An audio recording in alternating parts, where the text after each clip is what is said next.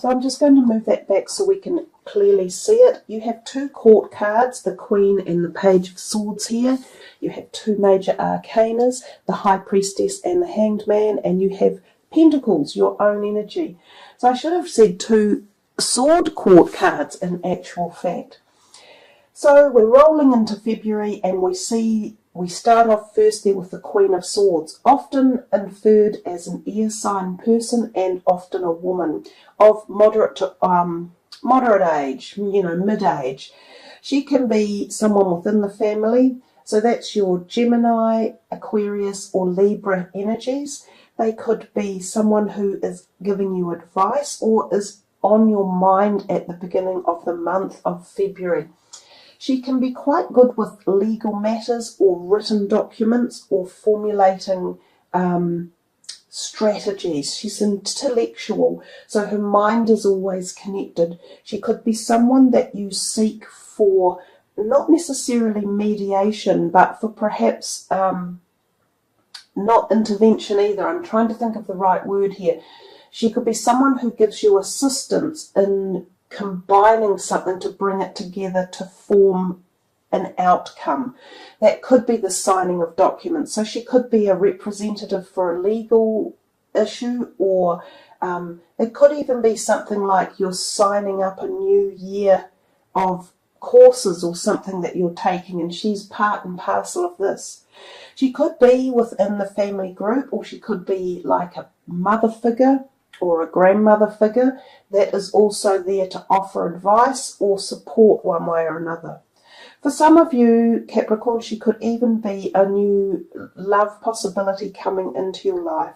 So when the court cards come in, they can have so many different variables, but they usually always refer to other people in your reading.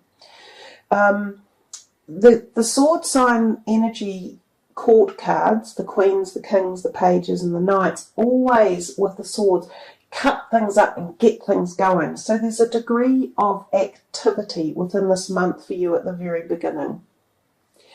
And also with the fact that your Page of Swords is your overall energy card. Again, he just bolsters energy up and he gets you going, and he gets a surge of get out there and let's start this and fire it up and crank something into action. He can often be an initiator of new plans, new ways forward, getting you excited and getting you kicked into action. So sometimes he hangs around and sometimes he doesn't. It's often his job to be the initiator. So if this is his energy, he may be here for the month, or he may be someone you know who is within a group of friends who helps stir you up and push you along. He can also be energy that just says, right, we're creating action this month. We're not going to sit back on our laurels. We want to go boom. We're doing something. We're starting something, and we're passionate about it. We're kind of like fired up. We're going to find out what it's all about. So that's the energy that the Page of Swords can bring in as well. And I know he's your overall energy, but he's also looking out. We come to the second card, which you can sort of say is the second week for the month, and you have the Six of Pentacles. Your own energy here, the Capricorn money, finances, earth energy sign. In the Rider-Waite, the card doesn't look that nice. It kind of, you see these two beggars on the ground and you think, oh my God, what's going on here? But it's a more positive card than it appears.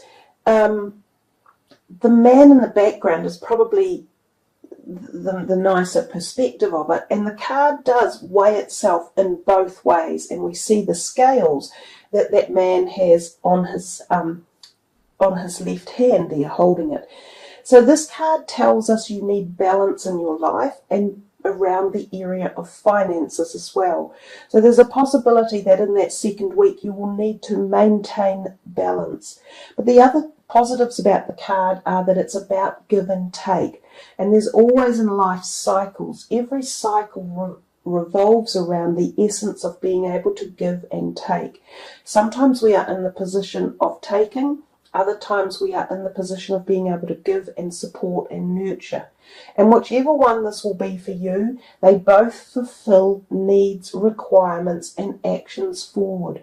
If you are receiving, it can be receiving love, support, nurture, which means you are taking, if you like. So that means there are people in your life who are giving you this as well, which is wonderful when you have people around who are there to give you all the things that you need, whether they be emotional, financial, physical, or spiritual.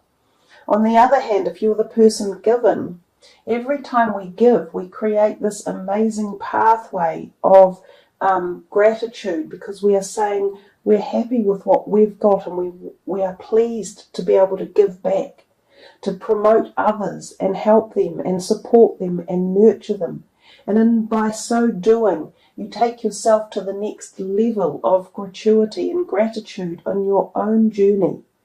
So the card seems a bit grey and dull, but it actually hides behind it this wonderful message of gratitude, acceptance, love, and support. So whichever way the card falls for you, whether you are giving or receiving, know that it is part of a cycle of bounty of life, and that it always turns up trumps one way or another.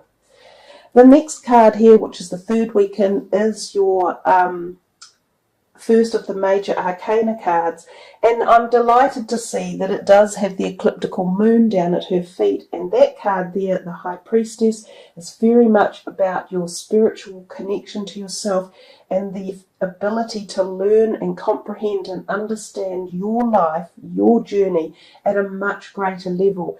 It's like you are learning the laws of the universe, and you are coming to understand the philosophical reins and knowledge and ideas that keep us together or encapsulate life as this universe is. She holds this Torah on her lap, and this is a very much a philosophical or spiritual book of knowledge and understanding. So she's in a position of great power. So there can be this coming, and oftentimes when we are in these ecliptical periods, such as we move into with February, many changes happen for us at many levels. And on that particular card, you can see the representation of the black pole and then the one with the J on it, the white pole. So we have black and white, night and dark, male and female, spiritual and physical. And she moves through all of these realms. So there will be changes for you being activated through a lot of these different dimensions with the onset of both Vesta and the first of the eclipses coming in. The other thing about the High Priestess is she can be the instigation of new relationships too, that can be very deep and at a spiritual connection level, so a heart connection. She is the sign of fertility. Those look like pomegranates in the background with their ripe seeds. So there's a degree of sexuality within the seed content, so that's fertility as well. So fertility and conception of ideas, of the mind and the body, and of change and of newness, and also conception of pregnancies as well. So she's quite a magical card, and the word magical is very much a great description for her. So a wonderful period coming up there in that part of February. We come next to the Hanged Man, and again a bit of a gloomy looking card in the Rider-Waite deck, but the grey in a card always tends to portray to me that things are in the thought plane, or they're in the realms of being moved from the physical into the mind capacity or spirit capacity. The Hanged Man again is actually a very powerful card. Most often we see or notice this illumination around his head.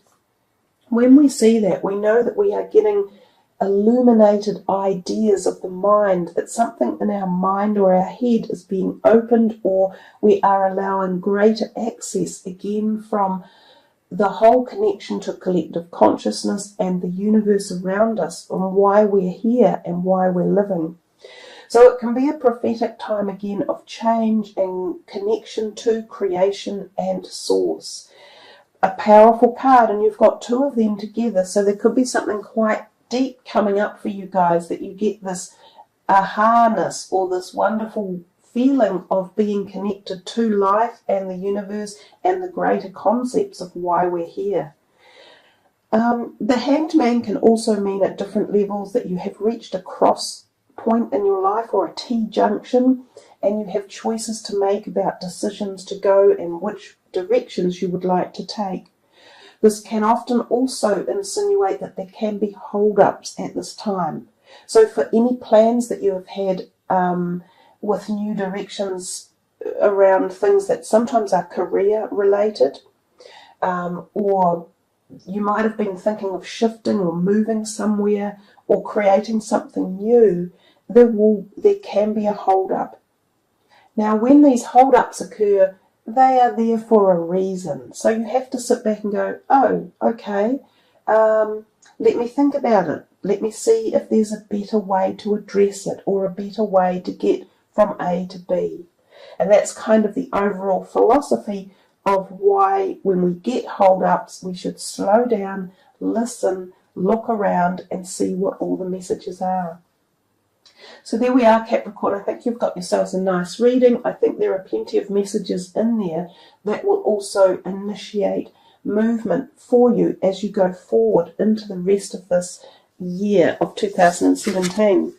So let's see what the final outcome card is, or the final oracle card rather, and we're using these daily guidance deck because they really are just quite lovely. The messages are always beautiful, and this is for you guys. Trustworthy guidance. Let me bring that down for you and show you a little bit closer.